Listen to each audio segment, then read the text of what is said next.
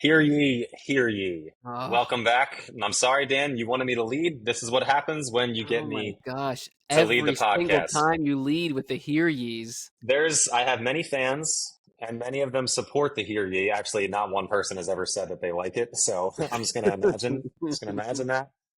Today we're gonna talk about the Rosary. We have a very special guest. We have Krystal here on the screen. She's gonna talk to us about her Rosary because from watching Crystal's page early on, that's one of the first things I noticed about her page was the dedication to the Rosary and really inspiring other people to pray the Rosary. And it's such a powerful devotion. So, I mean, what a just good way to spend your time. What a good avenue to dedicate your page. I think now, and you can talk about this too, your page may have gone down other avenues and you're focusing on different things, but you can talk about that. But the the rosary is the first thing I noticed about. Yeah, I love promoting the Rosary on my page. I mean, one thing I really do love is teaching people about the Catholic faith. And then one thing that I feel like draws everyone, especially closer to the Catholic faith, is the Rosary and the Blessed Virgin Mary. So, yeah, I love promoting it. I mean, I could probably promote it forever, which I hope to do. But that's yeah, it's just that's perfect. amazing. That's perfect. And Dan, you prayed the rosary once or twice, right? Yeah, no, I don't really believe in the rosary. It's never been a thing. I don't really know like, what I've even been doing on this podcast. I don't really believe in this stuff in general. So no, of course, the rosary I think is one of the greatest, most powerful prayers anybody could pray. I mean, right after our conversion experiences, one of the first things we were taught was the rosary. I mean, for me, the rosary was just something I had around my bedpost growing up. And then, you know, it was just kind of like one of those little trinkets, those Catholic trinkets I didn't care about. And then after my conversion experience, hearing about Maria Esperanza praying the rosary, all the saints praying the rosary, the young adult group who prayed the rosary, something just clicked, and it clicked hard. I remember, I don't know if I should share this or not, but I will. When Anthony, me and you worked at a golf course. I'm not going to say which one. So we worked at a golf course, and we would do the range, like pick the range balls up and kind of drive a little golf cart around and make sure the tees were in their spots and everything. And there was like this big bush, this big tree that like all the other workers would kind of like, sneak behind where the pro couldn't see them. And I'm sure it's not like that now, but it used to be like this. And they would literally smoke weed behind that bush. And not me, not me. After my Sure. conversion, I would sneak off behind that bush where the owners couldn't see me, and I would literally learn like take a little pamphlet out and learn the Rosary prayers. That tree is where I learned the Saint Michael prayer. That tree is where I learned the Apostles' Creed and the Mysteries of the Rosary. I'm not even kidding you, and you know which tree I'm talking about because we worked I at the same. do. I do. And that's hilarious because so many other people used it for like inappropriate things. And you're over here like learning how to recite the rosary, like on the clock. Like, I actually never knew that. Yeah, yeah. Yeah. So, yeah, we're just gonna. I mean, I guess for those that really know us, they know which golf course it is. But for everyone else, it'll have to be a nice little secret. Yeah. And we haven't, right. We haven't worked there in years, so it's all good. Yeah. So before we get any further, I did want to ask the audience to comment. So whether this be on YouTube or on Instagram, please share with us, like, what are some stories you have from having a devotion to the Rosary? You ask any Catholic, if you go up to some holy grandmom at daily mass and be like, "Did you ever pray for something in the Rosary and then God gave you what you wanted?" Like, the answer is going to be yes. So so please share these stories. I don't care if it's 3 paragraphs long. Like that can impact someone. We did a post before where I asked people to share their prayer encounters with God, and like these things that these people were writing, I was getting goosebumps as I'm reading these things. And I don't even know this person.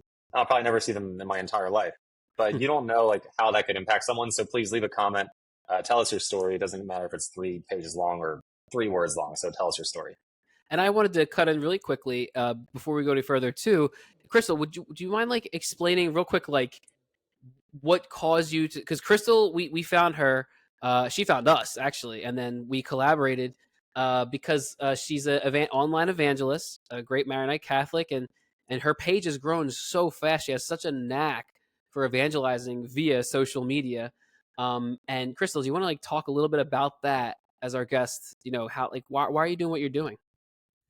Yeah, well, I think first off, I realized that through the internet, so many people can be reached. Thousands of people can be reached by one post or even just one person from a whole different part of the world, which is so cool with evangelizing online.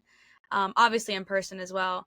But over time, when I started praying the rosary, I felt like during like becoming more into the Catholic faith, praying the Rosary, it was like you get taken from one place and you usually like go up the steps, but it's like you get flung, and it really just brings everyone, at least everyone that I've spoken to, has been brought so much closer to Jesus. And honestly, it's like the Rosary is kind of like dying to your old self. Every single time you pray the Rosary, you are slowly killing a part of your old self and becoming more closer to Jesus. And the Rosary just allows you to meditate so much on the life of Jesus Christ, which is the one thing that the devil hates.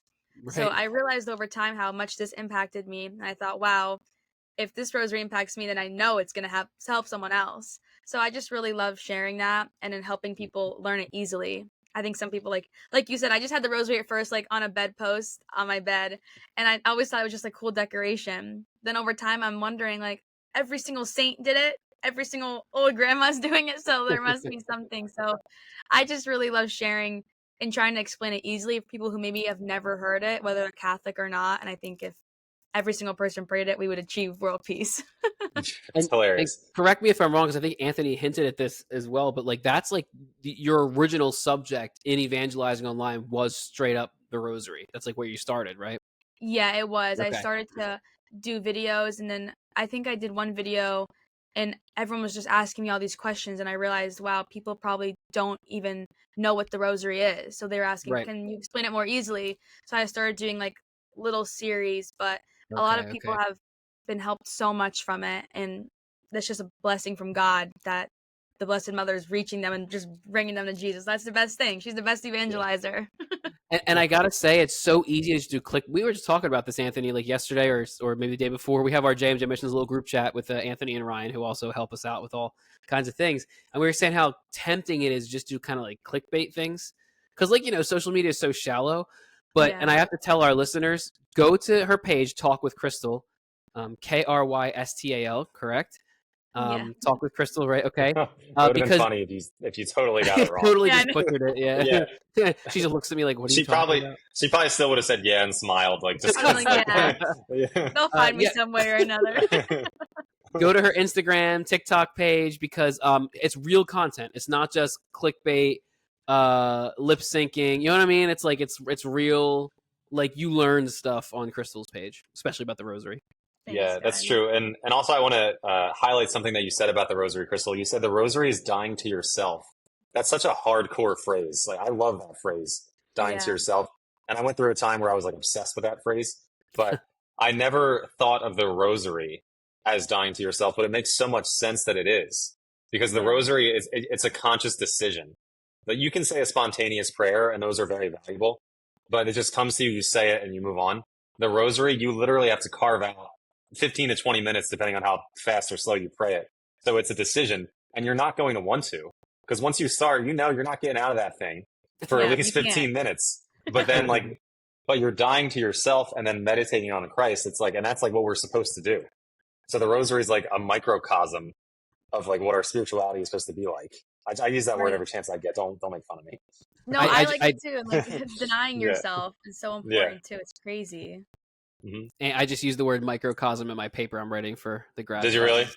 Yeah, I use it like 3 times. It's just a great word. Love That's that funny. word. Yeah. All right. So, obviously this is about the Rosary. So the first thing we can talk about is like, there's going to be a lot of people, like a lot of naysayers that are going to say the Rosary is not biblical. They're like, it's not, where does this come from?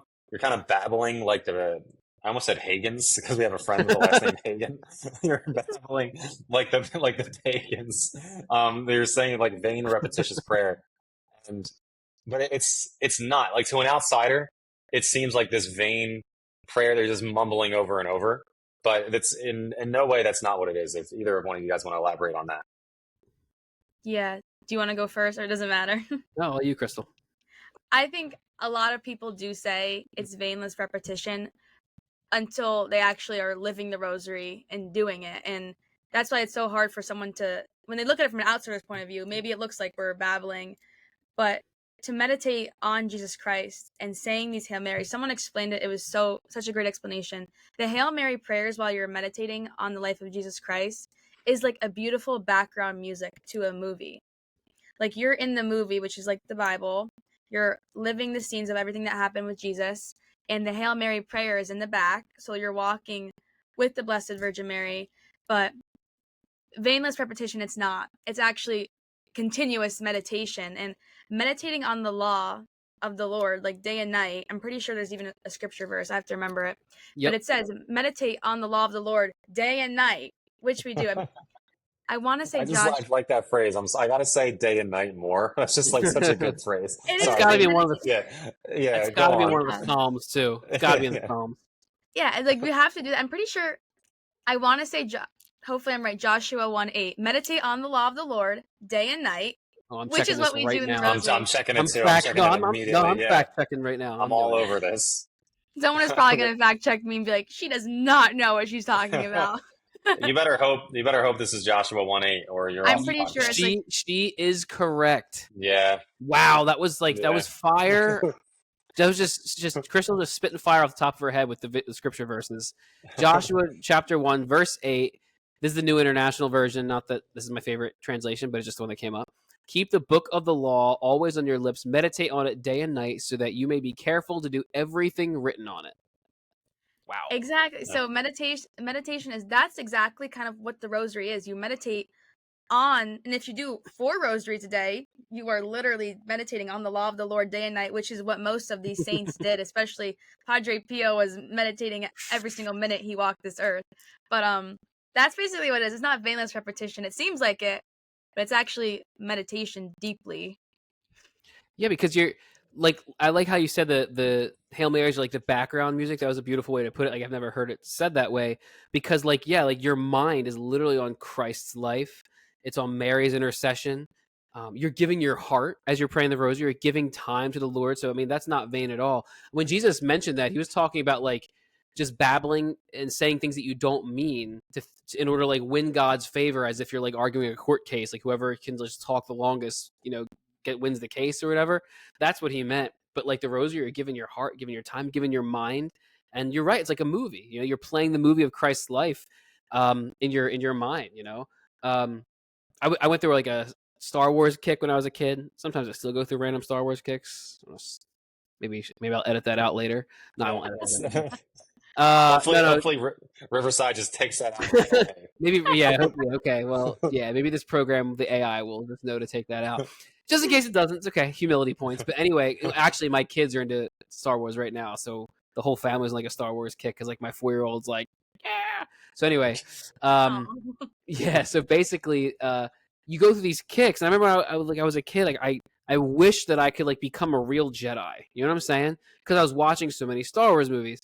I went through a Harry Potter phase, and that's a whole other thing, because like some people are not sure about Harry Potter spiritually. So I'll just throw a disclaimer out there for our listeners: like, don't actually do witchcraft, and you should be fine. But I remember when I was we used to watch them before my conversion, I like really wanted to, like, I wished Hogwarts was a real thing. You know what I mean?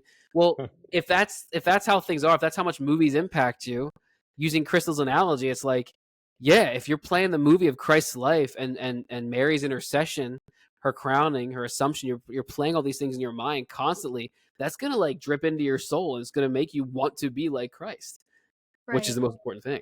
It's amazing. And with the vainless repetition, also, it's very important to read that in context, where Jesus wasn't talking about praying like with the rosary, obviously, but he's basically speaking to these Pharisees who were just saying all these things and making them seem like they were better than everyone else. Their hearts were nowhere close to God. So it's very important to also read the context of the scriptures, and read before, read after, who is he speaking to. So we can't just read one line in the story and think that's it, that's what he means. Right. It's not true. He said a lot of other things we can take out of context, but you don't. So it's also very important that you gotta look at who he's talking to and why he said those things. Yeah. All right, so I got a tough question for you guys. Now the Rosary has many mysteries. We know they're called mysteries. But if, let's say, there's an outsider, someone who doesn't know the Rosary, why are we going to spend time focusing on a mystery? Isn't a mystery something that we don't know the answer to? Obviously, I know the answer to this. I'm just playing devil's advocate. But if it's a mystery, why are we thinking about it? Is that so? Okay. In the faith, mystery does not mean you have no idea what's going on. Okay, so let me give you an example. The Holy Trinity is a mystery. It's not called a mystery because we just believe something that makes no sense. Where it's like, well, it's a mystery, like whatever. Like, no, the Holy Trinity does make sense in a to an extent, right? You get how God could kind of be three, and this is totally a heresy, so you can't say this theologically, but it's kind of like three parts, right? You have the Father who created the world, you got the Son who clearly is Jesus, no one has a problem with that, and you got the Holy Spirit who's like God in you, who's like the connection between the three. So we can kind of see how God can be three persons and still one God. But how could 1 + 1 + 1 really equal 1? Well, you need to get to heaven for that. Our minds couldn't wrap our heads around it. It doesn't mean it makes no sense, though. It does make some sense, right?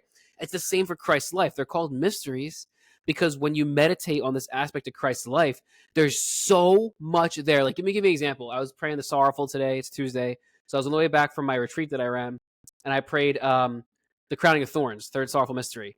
There is so much that you can meditate on with the Crowning of Thorns. There's so much good that your soul can gain from that. So many different ways to think about it.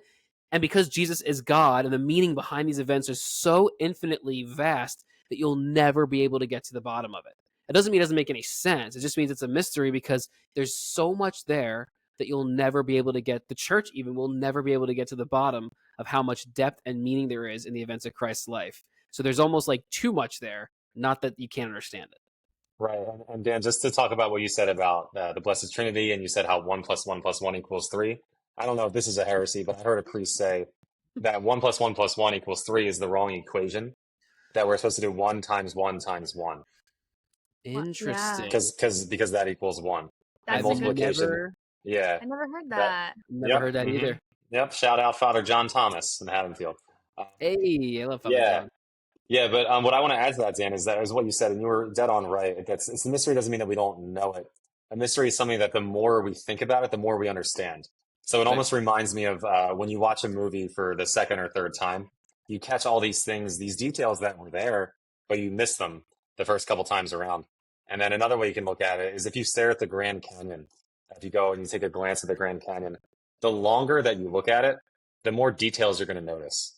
You're going to see things you didn't see before. You're going to see how this valley bends that way and things like that. So the Rosary is the same way. The more we spend time gazing and looking at the mystery, the more details, the more we understand it in the mystery. Mm-hmm. Yeah, and like if we were to figure out everything about God, then we would be God. We're not Right. supposed to know every single thing about God and about the mysteries.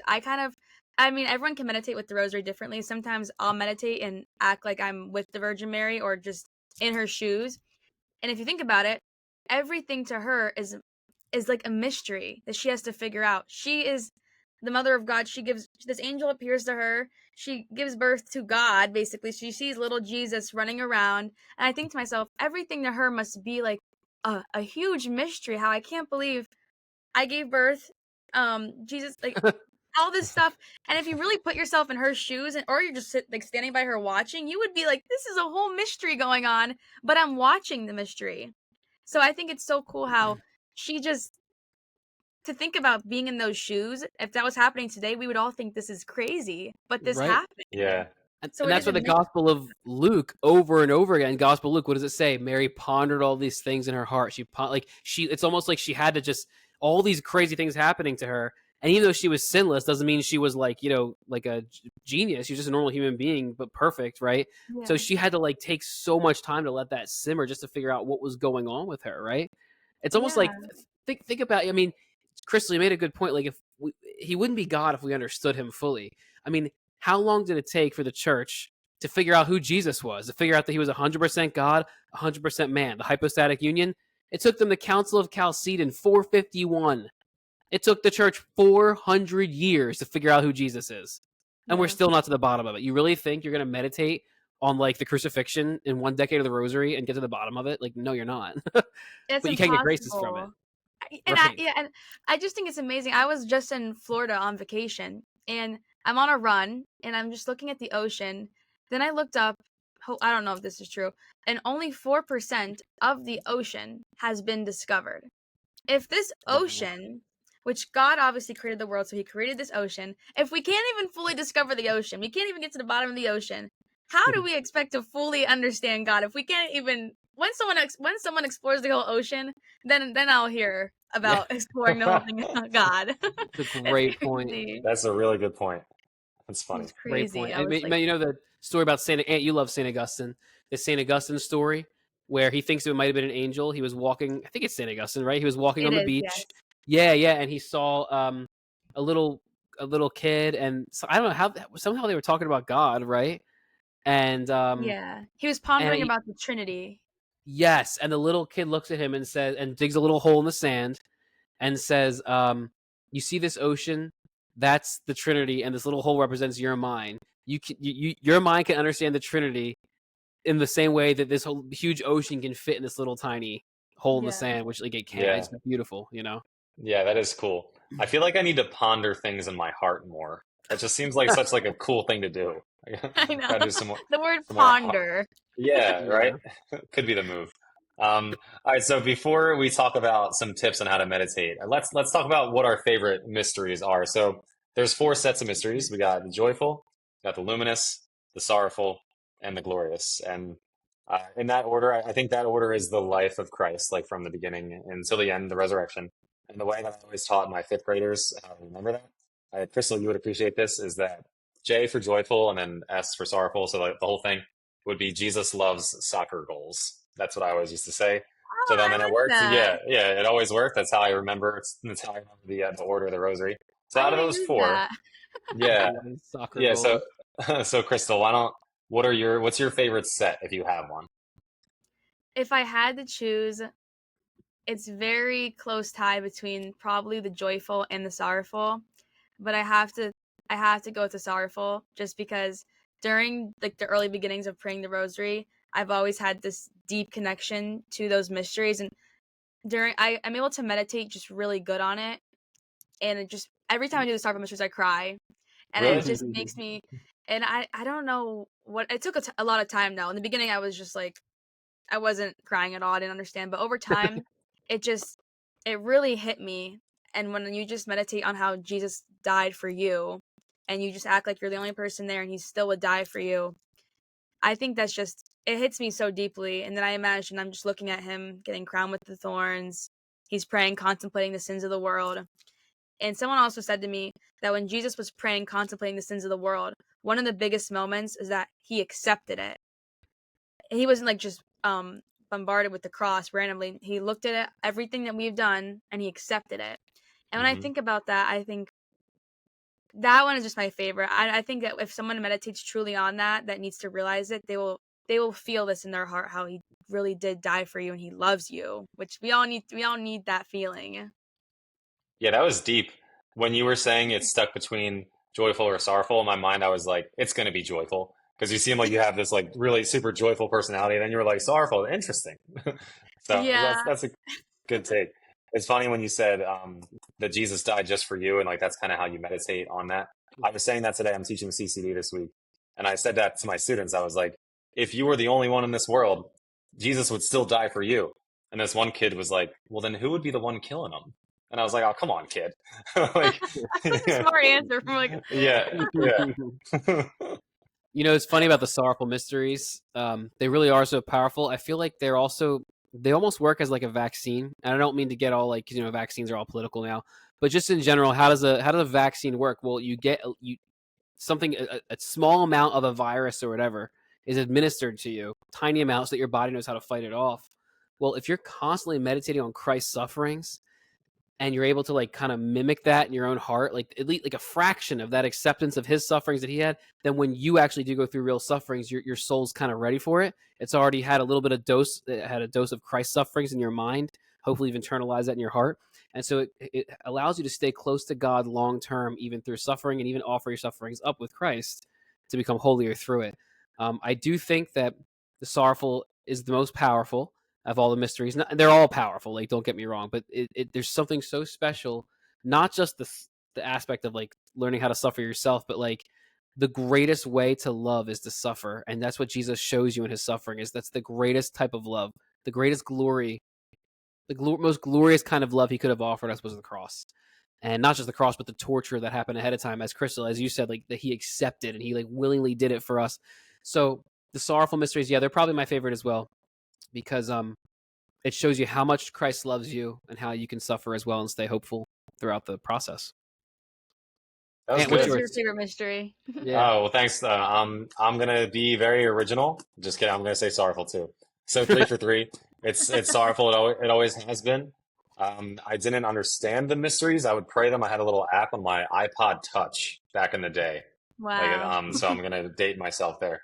But I would look at this and I would like look at a picture of the mystery. Didn't know what it meant, and then I looked at the sorrowful mysteries, and then like later on, I guess it was Good Friday or something, and I watched the Passion of the Christ. And then about halfway through the movie, I like did this and I was like, this is the Rosary. And then I was like, all the light bulbs went off. And then from that moment on, I was like, well, wait a minute, what's next? And then just like trying to figure out like what was going to happen on that day for him. But it's, I like that day because like Dan, what you said, the greatest way to love is to suffer. And the suffering that day is immense. So and also I'm kind of emo as a person. And I feel like the sorrowful mysteries are very emo. Yeah, It's you look the part, powerful. Ant. No, thanks. No, I'm just kidding. There was a I, quote by Fulton J. Sheen. I think you guys would appreciate this. I want to say it's by him, and I'm pretty sure he said, we all want to be with Christ, so if you want to accept resurrection, you must also accept crucifixion." Geez, that's a And good one. I was like, wow, because sometimes we think we don't want to suffer on this earth, but if we want to be like Jesus, he suffered. We don't want to accept things when they're hard. Jesus accepted. And we don't want to die to our old selves. Jesus died for us. So it all makes sense once you start applying it to your life. That's the most powerful thing. Yeah, that's perfect. yeah, I Yeah. mean, and you're right about the connection between the glorious and the sorrowful mysteries because, like, there's something that has to happen in your soul in order for the resurrection to make sense. Like, without Jesus dying, there is no resurrection. There's no joy on Easter without something sorrowful first. And if you like think about it, it's kind of like, let's say you have the well, what's your favorite sports team, Krystal? Ooh, Is it a soccer team? probably FC Barcelona. All right, Interesting. Barcelona. Was not Okay, gonna guess that. don't they have the Oh well, tournament of I champ? guess yeah, I think that's over. But They have Think it so. every year, right? The tournament of champions, I right? think so, yeah. Yeah. So having the glorious mysteries without the sorrowful is like Barcelona just gets together for one game. They haven't played in 3 years. They got an automatic invite to the tournament of champions, and they play an MLS team, and you know they're gonna win. That's the res. It's like, oh yay, celebrate. Yeah. Why? It was one game. Are you kidding me? Yeah. But Barcelona spends an entire year grinding it out, training. You know, they win the cup in Spain.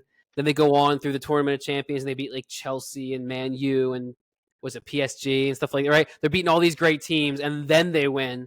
Then it's like, yay! Right? But it's because of all the grind ahead of time that made it worth it. I feel like that's the connection between the sorrowful and the glorious mysteries, you know? Right. so, Krystal, are you fans of them because of Messi? Yeah. I am. I mostly I don't know if I have like an exact favorite team, but Messi is my favorite player. So I always try to, and I feel like during his prime years, whenever he would be on FC Barcelona doing these crazy things, I would watch him when I was little, and I was like, this guy's the real deal. No one's defeating him. And I will never forget that. I'll probably die saying that he's the best. I won't switch up. It's too late Yep, I now. agree. I agree. It's like our loyalty to Jordan over Yep, LeBron. Jordan over LeBron. I Yep. agree with that. So there's a lot of different ways to meditate, and I think we hinted at it a little bit. But why don't you guys tell me what's your go-to? How do you meditate when you're praying the Rosary? Like what helps you get closer to God during the prayers, and how do you prevent your mind from like wandering on to thinking about iced coffee or something else? How'd you know I'm addicted to coffee? Um, I think with meditating, it could be very hard. In the beginning, I struggled and I was very ignorant towards the rosary. I thought there's no way my mind can do this for 20 minutes. Then I looked at it from an outsider's point of view and I thought 20 minutes.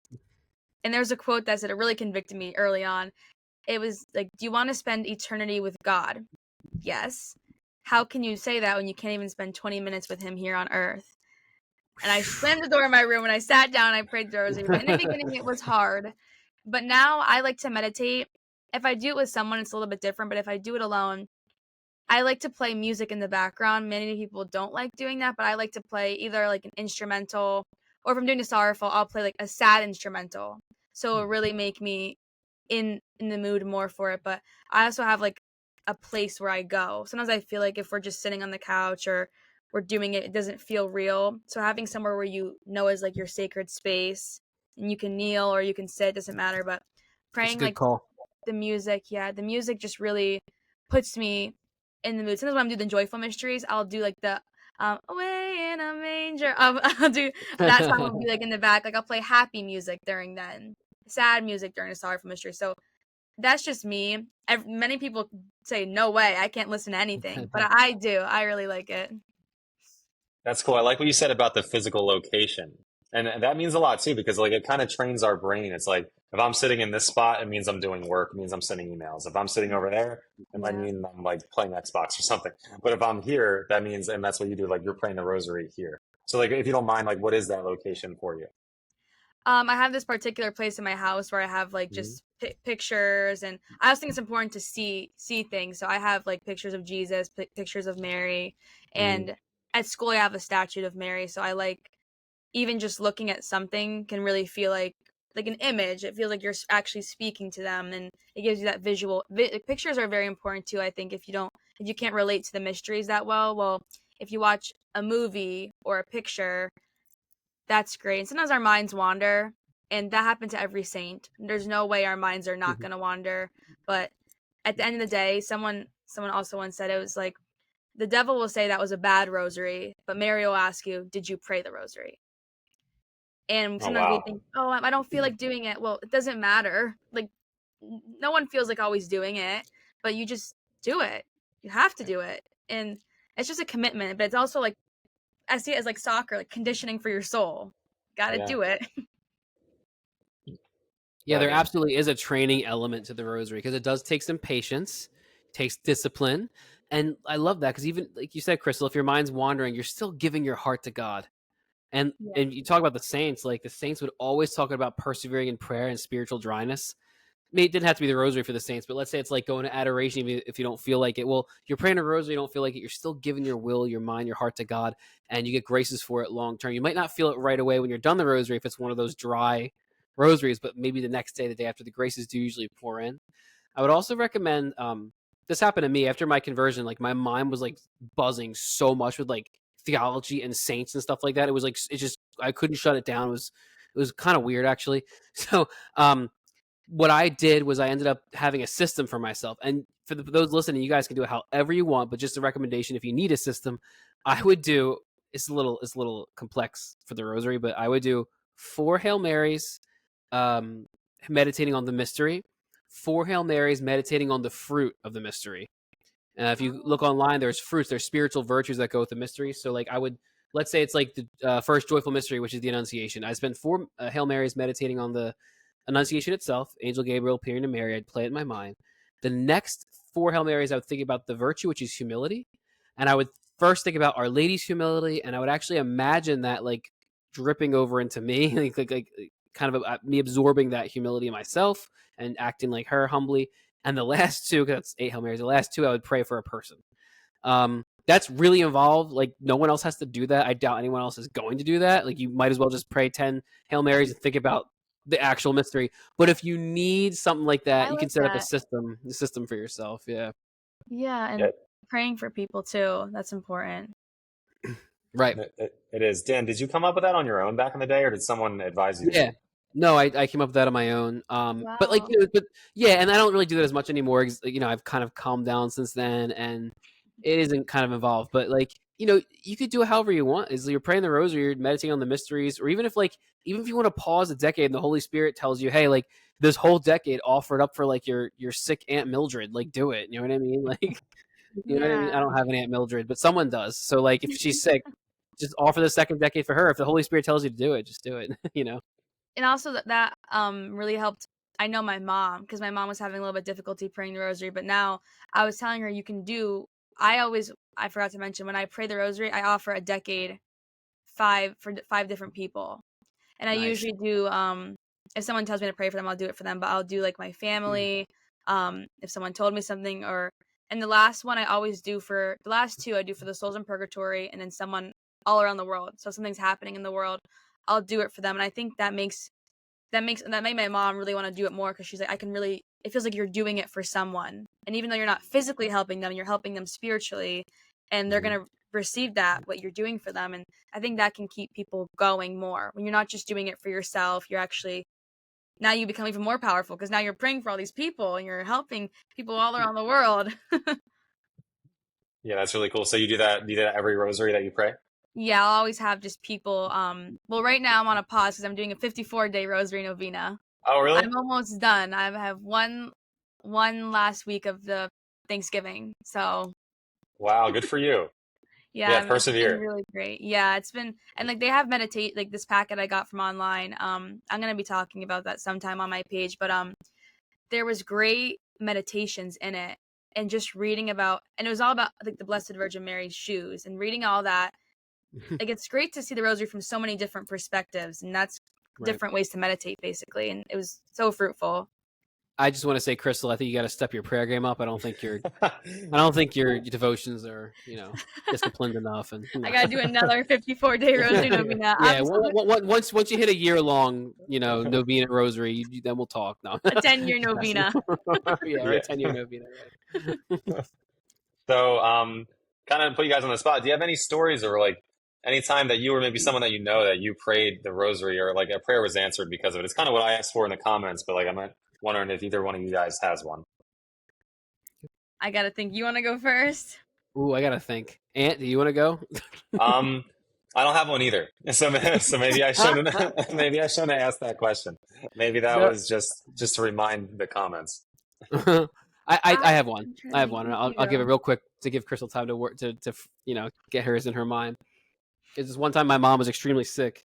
This is right after my conversion experience. So I was trying to pray the rosary every day, but anyway, I left to go to my college class, and she was really sick. I left the house like in bed, like couldn't get up, like maybe like ER sick. You know what I mean? Like maybe I had to take her to ER. So I go to my class, and I said, all right, well, I'm going to pray rosary for her. So I prayed a couple decades on the way there, a couple decades for her on the way back. And I really, when you pray, like you really mean it. Like I was imploring Our Lady to help my mom out. I pull up at the house an hour and a half later. It was only a college class, an hour and 10 minutes. And she's outside dancing and watering the flowers. And she's like in a great mood. And she's like, all over the place. And I said, Mom, what happened? She said, I got better. I don't know what happened. I just hopped out of bed and I felt great. I said, are you kidding me? Wow. I said, when'd you feel better? She goes, only like 45 minutes ago. It was probably right after I, finished that the couple decades on the way there for her, so just really cool. Yeah. That's crazy. That's amazing. This is not anything, I guess it was me. So I was coming from the gym, so I couldn't I usually go to daily mass at this one specific church, but I was running late. So I was like, is there any other one later times? I don't want to walk in late. So there was. So I usually don't ever go to this church. So I was driving there kind of speeding, and I get there, and I actually got there early. So I missed the times up. So I was like 10 minutes early or 15 minutes early, and I was like, oh, great, I can pray before. So I got there, and I was hearing this type of music inside the church, and I have this weird thing where I don't want to walk in if there's something going on. I don't want to feel embarrassed, because one time I did do that, and it was a funeral mass, and it was very awkward. So I had like this weird like classical conditioning, if you know like psychology. I was worried about going in. So I put my ear to the door, and I hear like this angelic music. So I'm like, what's going on? I look, there's not really any cars in the parking lot. So I'm like, this is not a funeral mass. I keep listening. And I thought, I gotta just go into church. I was like, stop. Like I'm telling myself, stop. So I open the door, and I walk, and I still hear this music. And then eventually when I walk through the church doors, the music immediately stopped, and I see 10 old ladies in the front praying the rosary. And that it was the most angelic music that I've never heard anywhere in this world. It was the most angelic music. And I wish I told these old ladies, but I was just kind of like in shock. And I sat there, and I sat all the way in the back, and I was just contemplating, because I thought I was going crazy. But I realized that this did happen once I contemplated it all. And it just was, it was the type of music I never heard before. And it was just these 10 old ladies in the front praying the Holy Rosary. And I was, what? Where does music come from? But I told like my uncle, and he was like, that is a miracle. You better go back and tell them. But I guess they weren't. If they ever see this, Maybe, I won't say yeah. the church, but maybe if you're a group of old ladies. Yeah, because I highly doubt this group of old ladies was like heard you at the door, like quick, like put the rosary on the loudspeaker, or put the music on the the Gregorian chant on the loudspeaker. You know what I mean, or something like that. You know, right Yeah, before you walked in. That's amazing. it That's was so so funny. profound. I was in shock, just shocked. Yeah, that's awesome. So cool. There's so many Um, other s- stories though as well. Like so many people have like terminal illnesses being healed from the rosary. Like Mm-hmm. I made a post like you guys said about prayer requests that were answered, and I did one on what's the time when the Blessed Mother interceded for you. And I was Mm-hmm. reading all these stories about the rosary, and someone like commented for people were healed from drug addictions like very Yeah. easily because the Blessed Mother interceded. People were cured from terminal illnesses. Yep. I think also it's a miracle in itself if you're brought closer to Jesus, which is what everyone can experience if you're not suffering from a terminal illness. That's like the best gift in the world to be so Absolutely. close to Jesus, like how Mary was. It's, I think that's like a great miracle. And on that note, I'm turning to Jesus. I have a story. People may have heard this. Jim Carrey. I don't know if you guys have ever heard this story. No, I don't think Jim so. Carrey, I think he grew up Catholic. He grew up, he said, in school, he had an Irish teacher who was like from Ireland. And the Irish teacher said, whenever I want something, I I I ask Our Lady for it, and then I pray the rosary, and I always get what I've asked for. So he wanted a bike every year, but his parents were really poor for Christmas. So he never actually prayed for a bike. So he goes, you know what? I'm going to pray for a bike. So he goes home. He prays. He starts praying the rosary every single day, and he asks the Blessed Mother for a bike. And in return, he's going to pray the rosary. He said Christmas morning, he woke up. There's a bike there, first year ever, and he tells that story in interviews. Now the whole point, obviously, Krystal, is not the bike. I truly believe he has no reason to lie about this story. But Our Lady was reaching out to him saying, like, please pray the rosary because this bike is a symbol of the beautiful gifts that you get in your soul, the graces, when you pray the rosary. People can Right. Google that or YouTube it; they'll find it. But yeah, That's amazing. So cute and like just so, just mm-hmm. childlike faith trusting. Right. yeah, I it's love very it. innocent. That's cool. Yep. So I guess we'll close this way. If you guys have any advice for someone, maybe they don't want to pray the rosary, they don't see the value in it, what would you say to kind of inspire them to, to pick up these beads and to start meditating? Go ahead, Krystal. You go first. I would say the rosary is like a chain. It is a chain, but spiritually there's a chain, like I'm waving in front of the camera here, but there's like a chain element to it. Why? Because it's like, again, as we said in the beginning, it's something real. You can say to yourself, "Oh, I'm gonna pray this morning. I'll pray today." But you know what that could mean? That could mean like right before you fall asleep, you just say, "Oh God, like help me have like nice dreams or something," which is fine. But you're not giving God much to work with. Why is it a chain? Because it's a chain to hook you up to heaven, keep you connected to heaven, connected to Our Lady, because you're giving God some real time. It's something concrete. It's a sacramental you're holding in your hands. You're holding a holy object. You're giving your God 15 minutes. You're using your heart, using your mind to meditate. You're praying all these Hail Marys. What did John Paul II say? It's like you're thinking about Jesus's life while holding Mary's hands, right? That's why the Rosary is so powerful. I'll let you guys talk about it in a second, but I don't want to steal any thoughts you guys may have had. But like the Blessed Mother, every apparition in the last 500 years, what does she say? Pray the Rosary.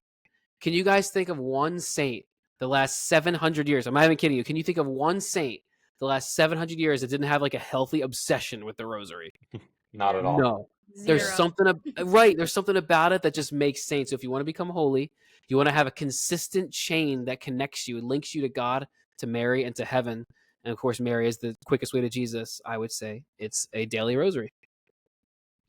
I agree with that. I think sometimes we find it so difficult to pray and to fit in prayer because the world can seem so hectic. And if we don't have the rosary, we might just do, if the day's so hectic, we might just do one quick minute prayer.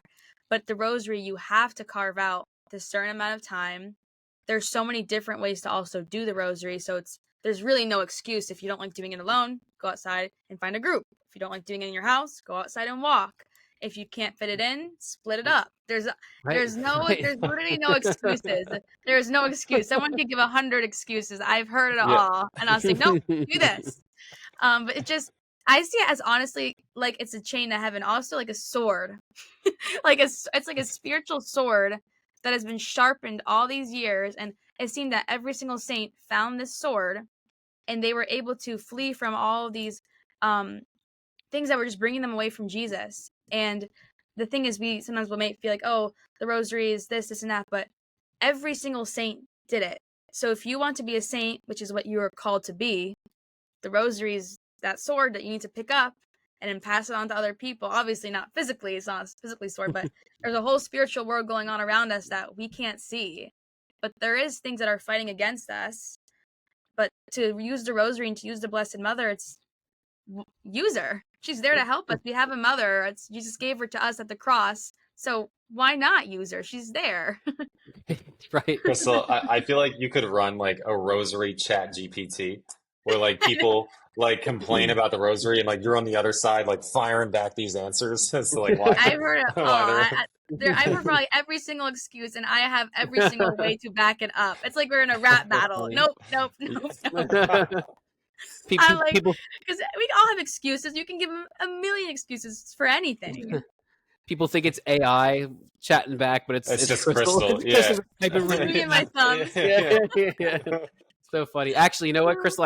I'm gonna say one thing that I saw in one of your videos, which I love. You said, and I had heard this said before by some saints. So I mean, you got your sources, down pat because it was wonderful. You said, if you start praying the rosary, there's no way you're gonna keep sinning.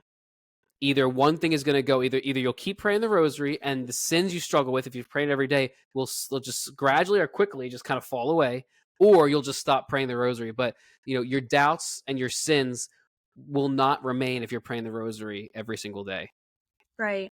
I And loved it's how you said that. impossible. It's also like when you're meditating on the life of Christ, it's very hard to now go against that. When you're putting yourself in the shoes and say you're doing the Sorrowful Passion and you're meditating on that, you're in the moment of Jesus dying for you. It's very, very unlikely you're going to turn around and then go do mortal sins and just do things. So it just allows you to have this mortal presence. And when you always are thinking the Virgin Mary's with you, praying for you, you wouldn't do these sins. And I mean, think about like your mother, your own mother here on earth, wouldn't do these things. So it's just thinking, would I want to do this before God? If this was broadcasted in heaven, would I do it? No. And the rosary just, I think, helps you realize that more. Well, wow, there's more to this life. I can't give into these things that people struggle with. It's allowing yourself just to realize there's so much fruit to doing it if you just start. You gotta just start. I like what you said about like if this was broadcasted in heaven, like that's such a good way to meditate on if someone's struggling with something, like that's just a perfect thing to think about. Yeah, and Yeah. I just think I also just saw a video on TikTok. It was something like when you're before God, there will be zero excuses because you're in the face with truth. So if we have this rosary to help us look at God and think, I did my best, and you left everything behind. God knows your heart. But if you go before God and you say, oh, I couldn't do this, I couldn't give this up, there's zero things that you can say. Whether it might have been hard for you, we all have the same day, different days, but we all have that same amount of hours to give it to God. At least 15 minutes in the rosary if you do it fast. Right. I don't think you should do it fast, but No. And can I just give actually, you know what? I have a quick story to share, but do you want to do any, like, I guess we did Q&A, right? Because we pretty much answered all the questions. Actually, or did you have a specific one? I was gonna let Krystal ask her the question that she found, the purity question. Okay. Yeah. Mm-hmm. Okay. Oh yeah. I think someone asked me, how can I use the rosary to overcome lustful desires? Yeah, and I'm just to echo that, it's kind of like what we just said. Kind of your answers made me think of this question because it's what you said in your video, Krystal, and Dan. What you highlighted is that if you have the rosary in your hand and you're praying the rosary, it's impossible to keep sinning. You're going to give one of them up, and I just think that's incredibly true. And then another thing too, even if you're not actively praying the rosary, just like holding on to the rosary, just having it in your hands. I know some people. A lot of the holy grandmoms do this. I don't know if any like millennials do this. It might be a little weird, but like a lot of people just like tie it around their wrist and it's just there. So it's like that constant reminder that here it is. Then if they're tempted to do whatever sin, it's like this is right here in front of them, and that's going to be like your get out of jail free. It's like, or your reminder. It's like your last ditch reminder to like, hey, like put this sin down and pick this back up. Yeah, and it's always good to have it on you. For instance, you go to the doctor's office and everyone in the waiting room is on their phones. Well, what if you just prayed for that 20 minutes of waiting your rosary?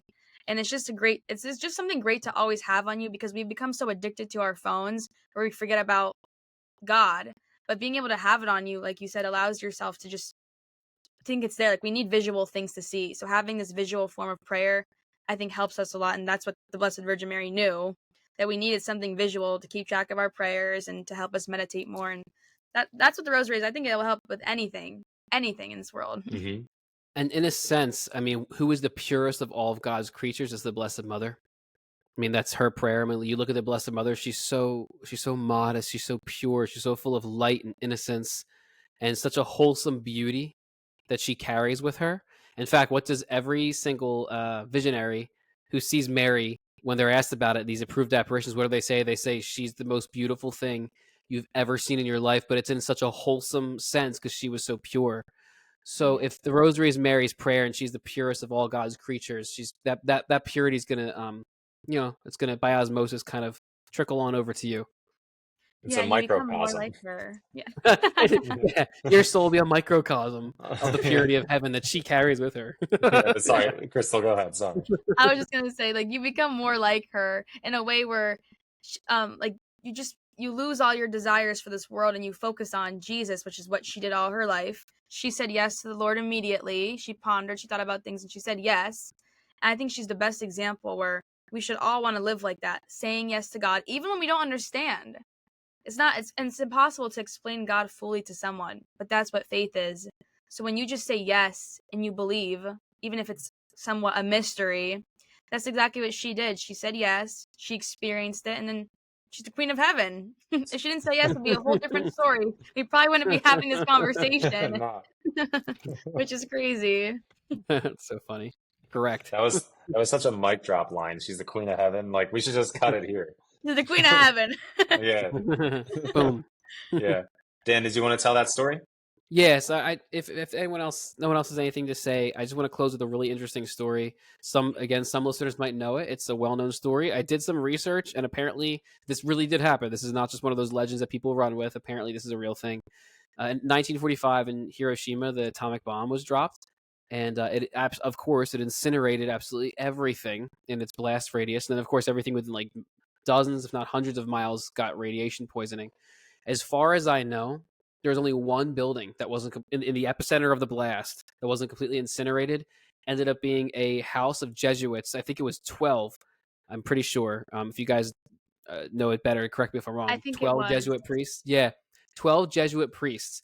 They literally, you can look up the interviews. They literally said a huge blinding light entered the room. There's a gigantic loud noise, and they went flying across the room, like all of them. Some hit the furniture, some hit the wall. Every one of them had just like minor bruises and scrapes, no major injuries, nobody died. I don't even think they even needed like a real hospital visit or anything like that. They were interviewed later on. They said, "You're the only people to survive the epicenter of an atomic bomb. It's a complete miracle. That's not possible. Why did you survive?" And Krystal, did you want to like mention their reasoning? Because I know you know the story. I'm pretty it was because they were praying the Rosary, right? There's Yep. so many. Yeah, they were Oh praying the yeah. Rosary and they just survived miraculously. No one could Yep. explain why they survived except the Rosary. Exactly, because they said, the Blessed Mother at Fatima said, those who pray the Rosary will be protected. And now she didn't mean physically. It's not like if you pray the Rosary, nothing bad's ever going to happen to you in life or anything like that. But you will absolutely be protected spiritually if you pray it. And they felt that they were a sign to the world that the spiritual protection the Blessed Mother offers you when you pray the Rosary, she made that physical for them, so the whole world could know that her motherly love really is there. They were Yeah. tested. A couple of them were tested in like the 60s or 70s for radiation poisoning. Poisoning. None. No poisoning, no radiation poisoning. Wow. And again, people can Google this because apparently this is not just one of those legendary stories. There's a lot of Facts to it. evidence to back it up, a lot of facts to back Mhm. these stories up. So what an incredible testament to the power of the Rosary and to the protection of the Blessed Mother. Yeah, and also there's if any of your viewers want to look it up, there's 15 promises that are given to you if you do pray the Holy Rosary that was given by the Blessed Virgin Mary to Saint Dominic and Blessed Alan de Roche. But there's 15 promises to it, and one of the signs is also like for protection, like you will be protected in the spiritual world. Sometimes there's things that are going to happen, but I think to myself, where if things do happen, you're going to have the strength to overcome that. So you're always protected. There's so many great promises to doing it, which was given by her. So if you want to start the Rosary, look up the 15 promises if you want to, I don't know, think about it more and want to do it more. Perfect.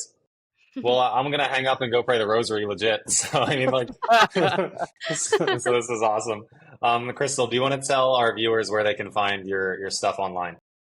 Yeah, so all my platforms are called Talk with Krystal. I'm on TikTok, Instagram, YouTube, and then I have a podcast, and that's Talk with Krystal too on Spotify and Apple Podcasts. So Talk with Krystal. I'm going to be talking more about the rosary. Hopefully bring you guys on and you experience miraculous conversion after this, and I can bring you guys on. But yep, I'm going to talk more about the rosary and hopefully promote it to the world. That's awesome. Yeah, good for you. Dan, you want to close with a prayer? Sure. In the name of the Father, Son, Holy Spirit. Amen. Want to dedicate this prayer to the Blessed Mother, Mother Mary. Thank you so much for being there with us for the conversation today. Thank you so much for being such a beautiful and loving, caring mother for all of us. We all have your Son, Christ, in us through our baptism. You honor that, you respect that, and you love us like your Son because of his presence in us through that baptism. So, Jesus, we thank you for giving us your mother from the cross. Mary, we thank you for praying for us, for interceding for us, for being an example for us. We thank you for the gift of the rosary. And I pray specifically for all the listeners of this podcast that through their prayers of the rosary, that many graces, if it be your will, Lord, be bestowed upon them through Mary's intercession. And we ask all this in Jesus' name. Amen. Amen. Amen. Father, Father, Son, Son, Holy Holy Spirit. Spirit. Amen. Amen. God bless.